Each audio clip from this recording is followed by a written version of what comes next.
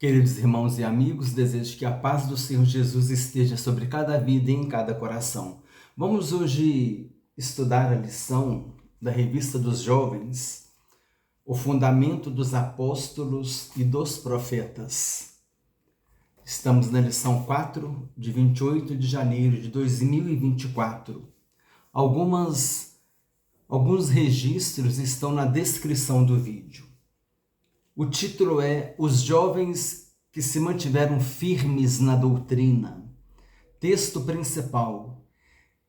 E se não, fica sabendo, ó rei, que não serviremos a teus deuses, nem adoraremos a estátua de ouro que levantaste. Daniel capítulo 3, versículo 18. Resumo da lição. A confiança em Deus e o compromisso com a sua palavra contribuem com a manutenção da fidelidade do crente. Leitura semanal. Na segunda, a oportunidade não deve prevalecer sobre os princípios. Na terça, honrar a Deus é uma sábia decisão. Na quarta, a decisão de honrar a Deus. Na quinta, a igreja deve se distinguir do mundo. Na sexta, vivendo de modo irrepreensível. No sábado, um convite à firmeza. Essa leitura semanal está na descrição do vídeo com as referências bíblicas. Texto bíblico, leitura, Daniel capítulo 3, versículos 1 a 12. É um texto um pouquinho longo, mas nós vamos ler porque estamos em uma escola dominical, amém? Uma escola bíblica. O rei Nabucodonosor fez uma estátua de ouro, cuja altura era de 60 côvados e a sua largura de 6 côvados. Levantou-a no campo de Dura, na província de Babilônia. Um côvado, irmãos, um côvado é mais ou menos 45 centímetros a 50 centímetros. Se a gente considerar aqui 50 centímetros, para a gente fazer uma conta redonda, seria 30 metros de altura e 3 metros de largura, ou algo em torno disso, 2 metros e 70, 28, 29 metros de altura. Mas se a gente considerar o côvado como 50 centímetros, porque ele é entre 45 centímetros e 50. Então, é só para fazer a conta redonda. Então, teria aproximadamente 30 metros de altura e 3 metros de largura. Versículo 2. E o rei Nabucodonosor mandou ajuntar os sátrapas, os prefeitos e os presidentes, e os juízes, os tesoureiros, os conselheiros, os oficiais e todos os governadores das províncias, para que viessem à consagração da estátua que o rei Nabucodonosor tinha levantado. Então se reuniram os sátrapas, os prefeitos, os presidentes, os juízes, os tesoureiros, os conselheiros, os oficiais e todos os governadores das províncias para a consagração da estátua que o rei Nabucodonosor tinha levantado e estavam em pé diante da estátua que Nabucodonosor tinha levantado. E o arauto apregoava em alta voz: ordena-se a vós, ó povos, nações e gente de todas as línguas, quando ouvirdes o som da buzina, de pífaro, da harpa, da sambuca, do saltério, da gaita de foles e de toda espécie de música, prostrareis e adorareis a estátua de ouro que o rei Nabucodonosor tem levantado. E qualquer que não se prostrar e não a adorar, será na mesma hora lançado dentro do forno ardente. Portanto, no mesmo instante em que todos os povos ouviram o som da buzina, do pífaro, da harpa, da sambuca, do saltério e de toda espécie de música, prostram-se todos os povos, nações e línguas, e adoraram a estátua de ouro que o rei Nabucodonosor tinha levantado. Então todos se prostraram diante da estátua e adoraram a estátua de ouro do rei Nabucodonosor. Versículo 8. Ora, no mesmo instante se chegaram alguns homens caldeus e acusaram os judeus. Disseram ao rei Nabucodonosor: ó rei, vive eternamente. Tu, ó rei, fizeste um decreto que todo homem que ouvir o som da corneta, da flauta, da harpa, da sacabucha, do saltério, da sinfonia e de toda sorte de música se prostrasse e adorasse a imagem de ouro. Todo aquele que não se prostrar e adorar seja lançado no meio de uma fornalha de fogo ardente. Há uns judeus que constituíste sobre os negócios da província de Babilônia, Sadraque, Mesaque e Abdenego. Esses homens, ó rei, não fizeram caso de ti, não servem aos teus deuses, nem adoram a imagem de ouro que levantaste. Nós conhecemos o desfecho dessa história. Eles foram lançados no lago de fogo. No lago de fogo não, na fornalha de fogo. Eles foram lançados na fornalha de fogo e o quarto homem apareceu semelhante ao Filho dos Deuses. E nós sabemos que esse quarto homem é uma cristofania, né? Os teólogos creem que esse quarto homem da fornalha é uma cristofania. O que é uma cristofania? É a manifestação de Jesus Cristo no Antigo Testamento, porque Jesus só veio no Novo Testamento. Mas essa é uma manifestação da segunda pessoa da Trindade no Antigo Testamento. Então, é uma cristofania, porque teofania é a manifestação de Deus no Antigo Testamento. Por exemplo, quando a glória de Deus desceu sobre o tabernáculo, quando Deus estava no deserto, caminhando na coluna de fogo durante a noite, né? Iluminando o povo de Israel, e durante o dia na coluna de nuvem. Isso era uma teofania, é uma aparição de Deus. Aqui é uma cristofania, aqui é uma aparição de Cristo, né? Esse fania aí, lá do grego, ele vem do verbo aparecer, de onde vem a palavra fantasma, entendeu? Então, mais ou menos nesse sentido aí. Então, aqui, e depois nós vimos que aqueles homens que lançaram eles lá na fornalha, né, morreram e eles saíram ilesos, e então o Deus de Israel, o Deus de Sadraque, Mesaque e Abdenego, foi honrado por Nabucodonosor. Introdução. Na lição deste domingo, vamos discorrer a respeito dos conflitos do cristão com os ataques à verdadeira doutrina. Tomaremos o exemplo de vida dos jovens judeus Sadraque, Mesaque e Abdenego, inseridos na cultura babilônica, permaneceram firmes no propósito de honrar a Deus. A lição também trata sobre a firmeza doutrinária, os ataques das falsas doutrinas e como viver a verdade da palavra de Deus. O objetivo é fazer você perceber que vale a pena ser fiel a Deus e a sua palavra em meio a uma geração inimiga. Em meio a uma geração inimiga no sentido espiritual, né? Naquele sentido de pessoas que trazem uma doutrina mentirosa, de engano. Item 1, firmeza doutrinária. 1.1, jovens sob pressão.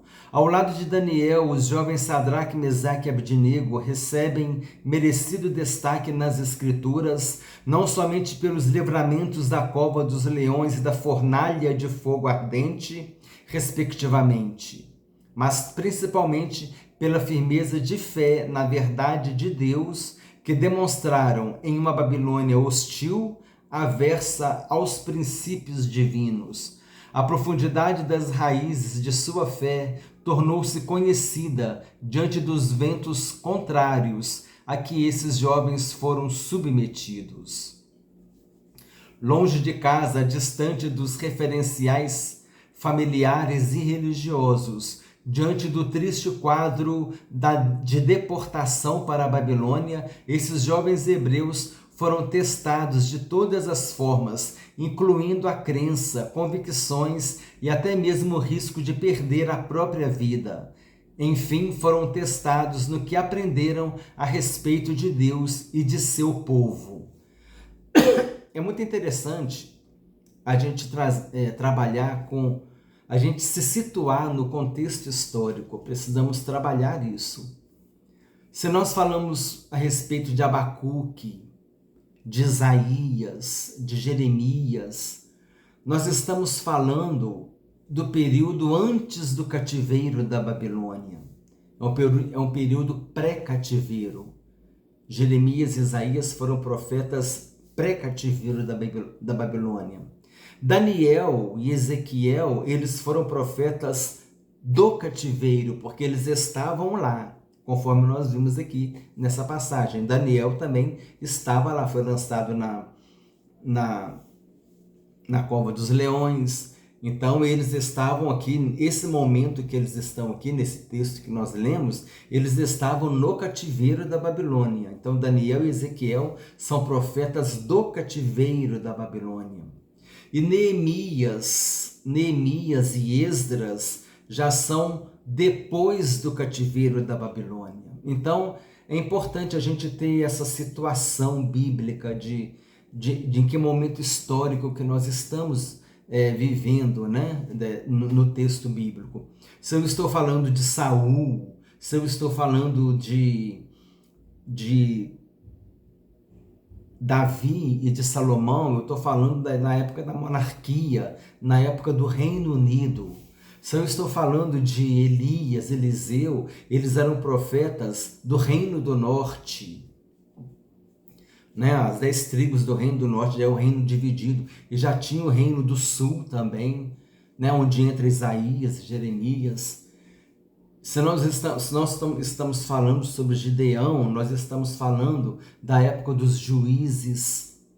Então é interessante a gente se localizar na Bíblia, onde nós estamos trabalhando ali, naquele contexto histórico, para saber em qual momento da história de Israel nós estamos, né?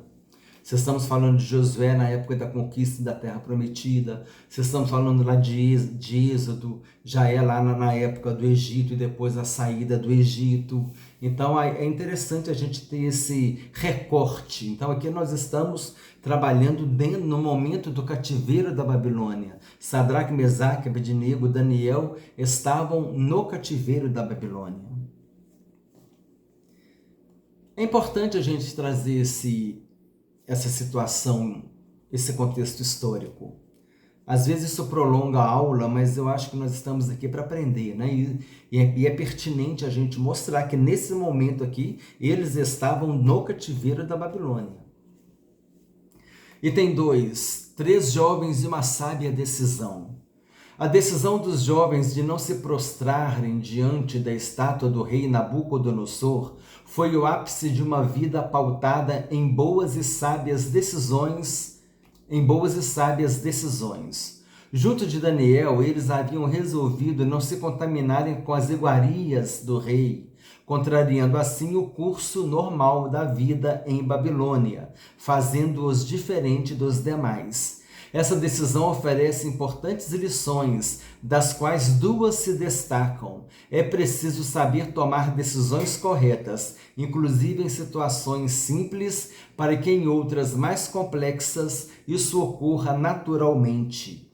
Não há dúvida de que a decisão tomada por esses jovens, que colocou em risco a manutenção de suas vidas, foi o fruto da firmeza doutrinária que tinham, principalmente na adoração somente a Deus. Portanto, a firmeza doutrinária dá condições e permite que o cristão tome sábias e corretas decisões.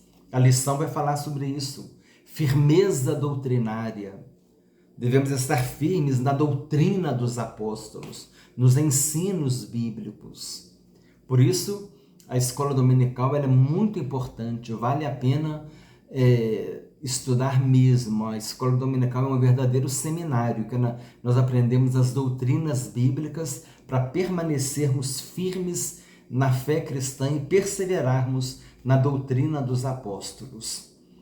Item 3, firmeza doutrinária recompensada. A história dos jovens hebreus não é um relato só de pressão e testes à fé, mas também de confirmação da justiça de Deus em recompensar os que honram, especialmente em contextos que contrariam os seus princípios.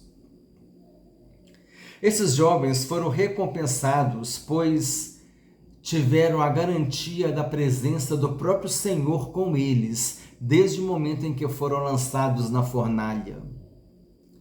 Eles viram a confissão do rei acerca da grandeza inigualável de Deus e presenciaram a determinação da alteza de que todos os moradores da Babilônia deveriam respeitar o Deus de Sadraque, Mesaque e Abdenego. Os jovens foram recompensados pelo rei com prosperidade e destaque especial.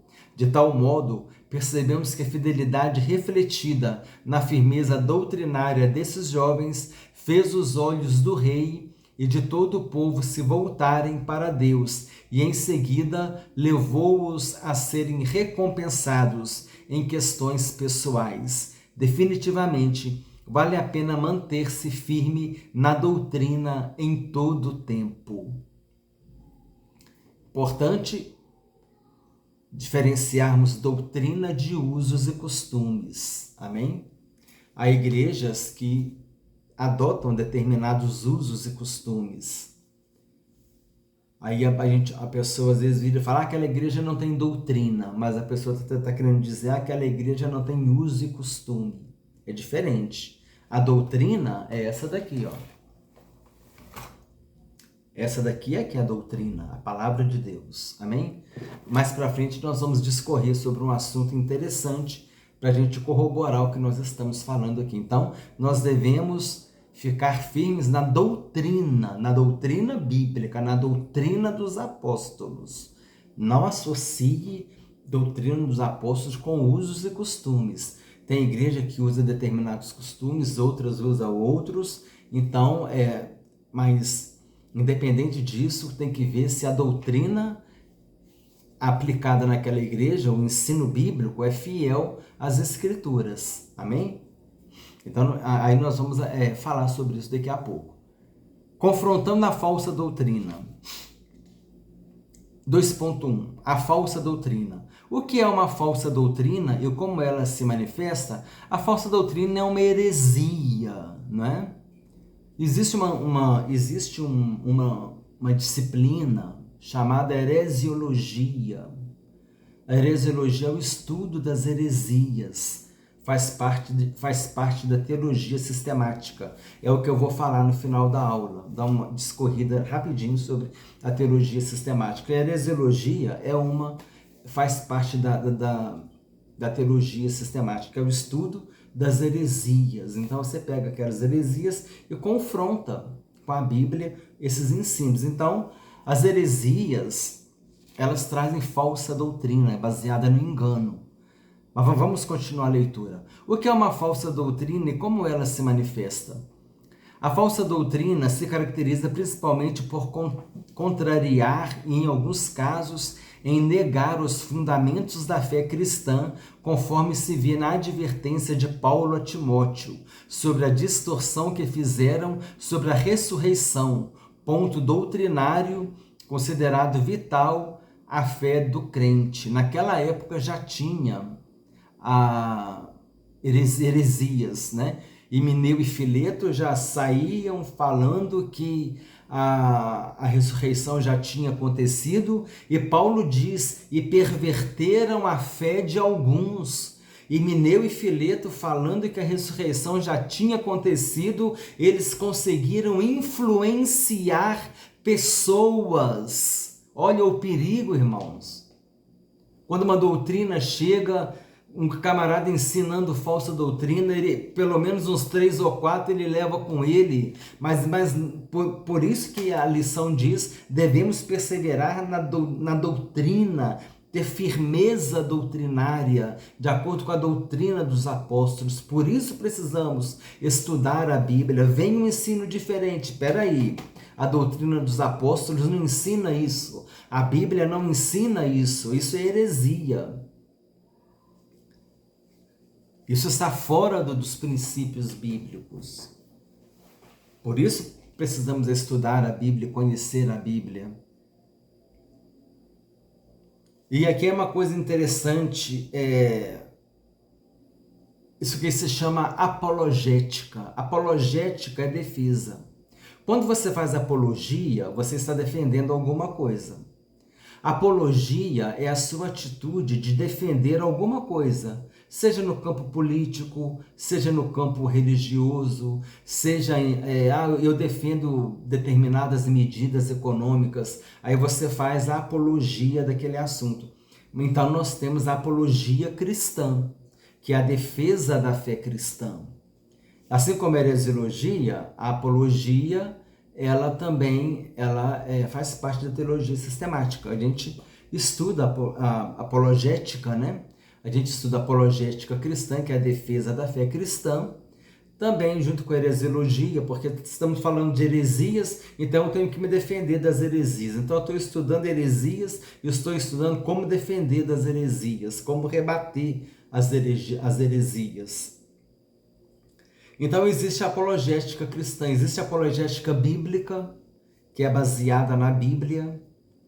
Existe a apologética histórica, que muitos eventos que a gente estuda no livro de história estão registrados na Bíblia. Nós temos a apologética arqueológica, que você usa arqueologia, quantas comprovações dos arqueólogos que estão confirmando descobertas na arqueologia, que estão confirmando eventos bíblicos. Então, você tem alguns recursos para fazer apologética, mas a minha preferida é a apologética bíblica, porque a Bíblia é defendendo a própria Bíblia, a Bíblia se defende. Então é isso. Então Emineu e Fileto estavam falando que já tinha acontecido a ressurreição e muitas pessoas estavam dando ouvidos a esse falso ensino. E Paulo faz essa advertência, trazendo um aviso para Timóteo. Continuando a leitura. Com engano como principal aliado da falsa doutrina é o engano. A falsa doutrina se manifesta de maneiras distintas e surpreendentes, que podem ser resumidas do seguinte modo: pela astúcia dos que a disseminam, somada à ingenuidade dos meninos na fé. Os meninos na fé, acho que em Hebreus que está escrito, a escritura aos Hebreus, que é desconhecido, ele diz que mediante o tempo decorrido, já era para eu estar escrevendo coisas mais profundas para vocês, mas eu estou escrevendo os princípios elementares dos oráculos de Deus. Quer dizer, eu estou dando leite para vocês, porque vocês não podem suportar alimento sólido. Por quê? Porque são meninos na fé. Por quê? Porque eles não cresceram espiritualmente, porque não estudaram a Bíblia, não tiveram uma vida com Deus, experiências com Deus. Quando você tem uma vida com Deus, você tem experiência com Deus. Isso proporciona um crescimento espiritual. E aqui Paulo fala em Efésios a ingenuidade dos meninos na fé. Nós temos que crescer na fé, crescer na graça e no conhecimento de nosso Senhor Jesus Cristo. Então,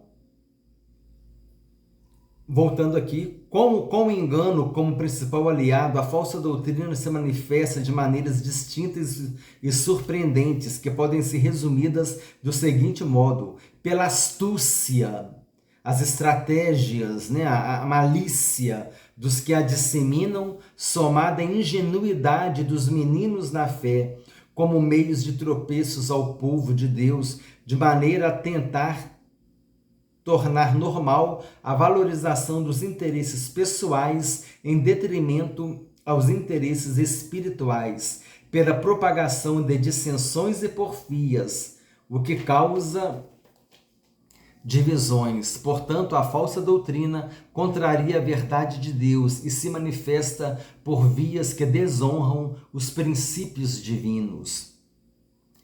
Número 2, a falsa doutrina e os seus males. A falsa doutrina traz consigo o veneno que destrói a vitalidade e a saúde espiritual da igreja, comprometendo assim que esta cumpra eficazmente a sua missão. Mas por que a falsa doutrina é tão danosa assim e quais seriam os males que ela causa à igreja? Paulo advertiu que a falsa doutrina deve ser considerada maldita. Observe que o apóstolo afirma que o crente deve viver para agradar a Deus e que a doutrina por ele ensinada veio do próprio Deus. Nesse caso, adulterar ou aceitar uma doutrina adulterada é, em certa medida, afirmar que a mensagem e o ensino deixado por Deus não são suficientes para satisfazer a necessidade humana e carece de alterações, sendo uma desonra a Deus e à sua natureza perfeita. Além de desonrar a Deus, a falsa doutrina traz confusão, divide a igreja em grupos e impede que haja disseminação da seiva vivificadora do verdadeiro Evangelho de Cristo, capaz de salvar o perdido e consolidar a sua igreja. Número 3, o confronto à falsa doutrina. Está claro que a falsa doutrina e os seus males são uma realidade e que, gostando ou não, o cristão em algum momento terá de enfrentá-la. Daí surge a pergunta: como confrontar a falsa doutrina? O aprofundamento dos conhecimentos bíblicos, a intensificação da vida de oração, a promoção de encontros saudáveis de ensino da palavra e a ampla distribuição de literaturas com a verdadeira doutrina são meios eficazes de confronto à falsa doutrina. Estou me lembrando aqui que eu já considerei em aulas anteriores, não me lembro se foi nessa revista dos jovens ou dos adultos que fala da igreja. Aqui está falando, o aprofundamento dos conhecimentos bíblicos, tem que estudar a Bíblia. A intensificação da vida de oração, uma vida com Deus, cheia do Espírito Santo. A promoção de encontros saudáveis de ensino da palavra, as aulas de escola dominical, estudos bíblicos, seminários teológicos. Promoção de encontros saudáveis de ensino da palavra de Deus e a ampla distribuição de literaturas, distribuir literaturas, folhetos, levando a verdadeira mensagem do Evangelho, a verdadeira doutrina, são meios eficazes de confronto à falsa doutrina. E é aqui que eu quero chegar. Eu comentei em algumas aulas anteriores, em mensagens também, eu acho, não me lembro bem, mas eu já comentei. Está registrado aqui nos vídeos anteriores. Talvez você tenha assistido e vai lembrar do que eu falei. Que hoje nós temos as redes sociais. Irmãos, a quantidade, esses aplicativos de vídeo curto, irmãos, a quantidade de heresia que está aparecendo. Heresia de tudo quanto é forma, irmãos. E nós precisamos confrontar. Como? Levando para esses aplicativos de vídeos curtos a mensagem do Evangelho, a salvação em Jesus Cristo. Levar um versículo, fazer reflexão dele. Jesus disse: eu sou a porta, aquele que entrar por mim será salvo. Olha, só Jesus é que salva, ele é a porta da salvação. Precisamos entrar por ele, ele prometeu vida eterna. E a gente começar a levar essa doutrina da palavra de Deus por meio das redes sociais. Eu acho que é importante a gente fazer um bom trabalho, não é, irmãos? Aí aqui agora é uma advertência, fazer um bom trabalho. Não é colocar qualquer coisa, não, lá nos aplicativos, não. É um vídeo trabalhado, um vídeo estudado, você estudou o que você vai falar, você fechou a ideia, é uma mensagem que tem princípio, meio e fim, levando a pessoa a entender quem é Jesus. Né? É ter zelo com a obra de Deus. Não é simplesmente pegar aqui e grava o que vem na cabeça e publica. Não é isso, não. É pensar as coisas, né? Fazer algo pensado para que Deus seja glorificado. Amém? Continuemos aqui. No entanto, tanto essas como outras atitudes que podem ser tomadas dependem diretamente da unidade doutrinária da igreja. Isso que eu quero falar também. Pois ela dá clareza e firmeza sobre as crenças fundamentais que sustentam a vida da igreja, sendo aptas para o enfrentamento à falsa doutrina. Irmãos, essa unidade doutrinária, eu entendo assim, da igreja, não é da igreja local, mas é da igreja como corpo de Cristo. Eu estava comentando na lição, numa das lições que a gente ministrou, eu estava comentando que é muito interessante, você, por exemplo, é membro da Assembleia de Deus, você vai numa igreja metodista, numa igreja presbiteriana, você vai numa quadrangular, qualquer outra igreja evangélica autêntica, né, que prega que Jesus salva, cura, liberta e está voltando, se você vai lá, você se sente no ambiente, porque isso é a unidade da igreja. Você vai uma igreja autêntica que tenha essa linha doutrinária bíblica, ali você louva a Deus, você adora a Deus, o Espírito Santo está atuando, a mensagem está dentro da Bíblia, você concorda com tudo. Por quê? Porque existe uma unidade doutrinária. Em toda igreja evangélica autêntica, Jesus é Deus, Jesus é Deus, é o único Salvador. Em toda igreja evangélica autêntica, o Espírito Santo é Deus. Em toda igreja evangélica autêntica, cresce na Trindade divina. Em toda igreja evangélica autêntica, cresce na salvação, cresce na condenação. Isso independente da denominação. Isso é a unidade da igreja. É isso que Jesus falou, para que nós vivamos em unidade. E quando a gente viver em unidade, Jesus disse, o mundo vai crer que o Senhor me enviou. Como o mundo vai crer que Deus enviou Jesus? Se a igreja viver em unidade. Então, essa unidade doutrinária não é estritamente daquela igreja local. Aquela igreja local, claro, ela tem que ter a unidade doutrinária e os princípios ali que se cumprem. Mas existe uma doutrina bíblica que ela é padrão em qualquer igreja evangélica autêntica. Amém? E nós vamos falar sobre isso daqui a pouco. Então, grava isso. São duas coisas que temos chamado a atenção nessa lição. É a questão da firmeza doutrinária e a questão da unidade doutrinária. São dois tópicos que me chamaram muita atenção. Número 3, vivendo a verdadeira doutrina. 3.1, a verdadeira doutrina. A verdadeira doutrina procede de Deus e está de acordo com a piedade. Note que a natureza da verdadeira doutrina é divina, cujos frutos sempre são bons, santos e piedosos, e juntos capacitam o cristão a manter uma vida cristã firme e a refletir o caráter santo de Deus.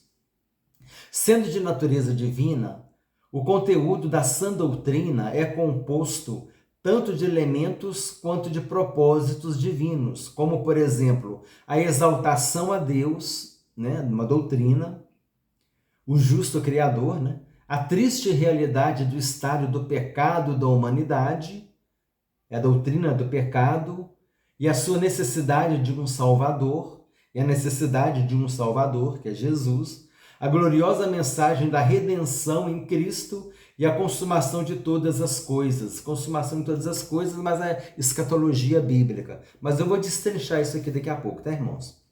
Sendo assim, a verdadeira doutrina procede de Deus e tem como objetivo a glória dele, a salvação do perdido e a edificação da igreja. 2. Os benefícios da verdadeira doutrina. Uma igreja que vive a verdadeira doutrina se beneficia em todos os aspectos. O apóstolo Paulo mostra que a verdade da palavra de Deus ensina, repreende, corrige, instrui e capacita o crente a praticar boas obras, agradando e honrando a Deus. Ao escrever para Tito, Paulo diz que a doutrina verdadeira é fonte encorajadora aos crentes e muro de proteção contra os falsos ensinamentos. Aqui é Tito, capítulo 1, versículo 9. Paulo, ao escrever a Timóteo, mostrou que a doutrina oferece nutrientes à vida espiritual da igreja, dando-lhe saúde e vigor espirituais. Finalmente, o apóstolo João afirma que a sã doutrina garante as condições necessárias para a permanência de Deus na vida do cristão.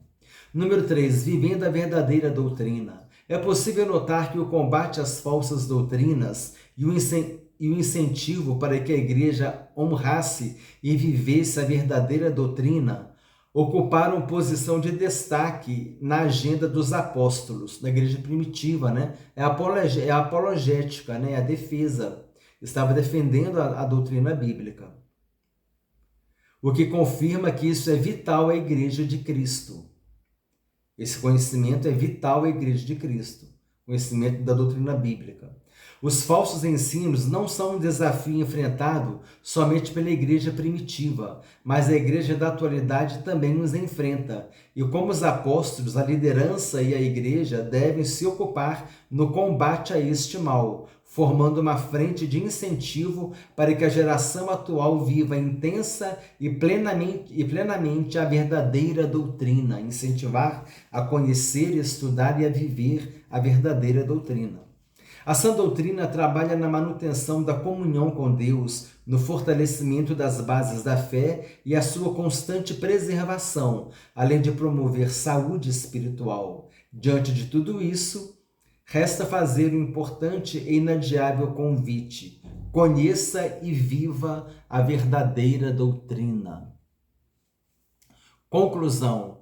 Nessa lição, aprendemos que Sadraque, Mesaque e Abednego, diante da pressão babilônica e sob o risco de morte, decidiram manter-se firmes na fé em Deus e no propósito de honrá-lo até o fim.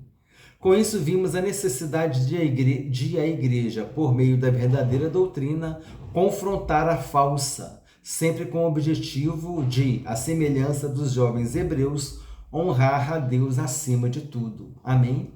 Confrontar a falsa doutrina, fazer um bloco de resistência e reforçando essa ideia das redes sociais. É importante que os cristãos comecem a colocar doutrina bíblica verdadeira nas redes sociais. Esses aplicativos de vídeo curto estão muito carentes de vídeos trazendo a verdadeira doutrina, apesar de que há muitos irmãos fazendo esse trabalho, mas é importante engrossar, né, esse pelotão aí, amém? Hora da revisão, número 1. Segundo a lição, qual foi a maior recompensa que os amigos de Daniel receberam? Aqui são respostas pessoais, né, irmãos? Eu coloquei algumas aqui, a minha aqui. A garantia da presença de Deus com eles. E foram recompensados em questões pessoais. O que é uma falsa doutrina? Ensino que contraria e nega os fundamentos da fé cristã. Qual é o principal aliado da falsa doutrina? O engano é o principal aliado da falsa doutrina. Cite conforme a lição um dos males que a falsa doutrina traz. Traz o veneno que destrói a vitalidade e a saúde espiritual da igreja. Traz confusão e divisão. Como confrontar a falsa doutrina? Conhecimento bíblico, vida de oração, estudos bíblicos, distribuição de literatura cristã. A forma mais segura de confrontar seitas é a unidade doutrinária. Também a unidade doutrinária. E o conhecimento bíblico, uma vida de oração, estudos bíblicos, distribuição de literatura cristã. Assim a gente confronta e combate as falsas doutrinas. Irmãos, eu quero passar rapidamente, que já vai dar 40 minutos de aula. Essa aqui agora não está mais na lição, mas faz parte da lição, porque faz parte da unidade doutrinária da igreja. Independente da denominação, as igrejas elas têm que pregar o que nós vamos falar aqui. Amém? o que eu vou discorrer aqui estará na descrição do vídeo, é um conteúdo sobre a teologia sistemática. O que é teologia sistemática? Tem teologia bíblica, tem teologia histórica, cada uma traz um aspecto, e assim tem a teologia sistemática. O que é teologia sistemática? Ela divide, é como se você pegasse a teologia e você colocasse os assuntos em pasta. Por exemplo, uma pasta é sobre Jesus Cristo. A outra pasta é sobre o Espírito Santo, entendeu? A outra pasta é sobre a igreja. E aí você vai dividindo em temas, né? Essa teologia sistemática, você vai sistematizando os assuntos em temas e você discorre a Bíblia toda nele. Então, por exemplo, Cristologia. Você discorre a Cristologia desde Gênesis até Apocalipse, não é? Desde lá, Gênesis 3,15, né, que foi a promessa da redenção. Aí você vem ali, Moisés falando, Deus vai suscitar um profeta semelhante a mim, e aquele que não ouvir, essa pessoa será retirada do seu povo. A profecia falando a respeito de Jesus, Isaías falando, e Emanuel, né? E o seu nome será chamado Emanuel, que quer dizer Deus conosco. E aí você vai de Gênesis a Apocalipse, você vai estudando a cristologia, né? Que é Jesus Cristo. Aí ali quando fala, porque o menino nos nasceu, um filho se nos deu, o seu nome será maravilhoso, conselheiro, Deus forte, Pai da eternidade, príncipe da paz, Isaías 9,6, já está falando que já chamou Jesus de Deus. No Antigo Testamento, Jesus é chamado de Deus, não é? Nesse versículo, Isaías 9,6, Deus forte, Pai da eternidade, é a respeito de Jesus, Isaías 9,6. Acho que Isaías 7,14 também, que isso era chamado Emanuel. Aí Mateus fala que Emanuel significa Deus conosco, quer dizer, Jesus sendo chamado de Deus no Antigo Testamento. Então aí você vê cristologia, aí depois tem pneumatologia ou paracletologia, que é o estudo do Espírito Santo.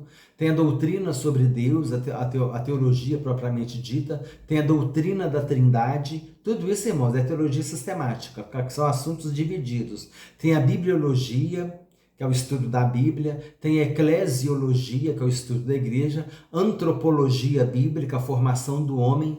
Angiologia ou angelologia, o estudo dos anjos. A martiologia, o estudo sobre o pecado, a justificação, regeneração ou novo nascimento, a santificação, a conversão, a doutrina da fé, doutrina da oração, doutrina do arrependimento, ressurreição, as ordenanças do batismo e a ceia do Senhor, escatologia, o arrebatamento da igreja, o tribunal de Cristo, bodas do Cordeiro, grande tribulação, batalha do Armagedon, milênio, depois do milênio o diabo é solto, depois dos 1000 anos, a última batalha, o diabo é lançado no lago de fogo, onde já está a besta e o falso profeta, o grande trono branco, que é o julgamento, e o grande trono branco de Deus, que é o julgamento, e a condenação dos não salvos,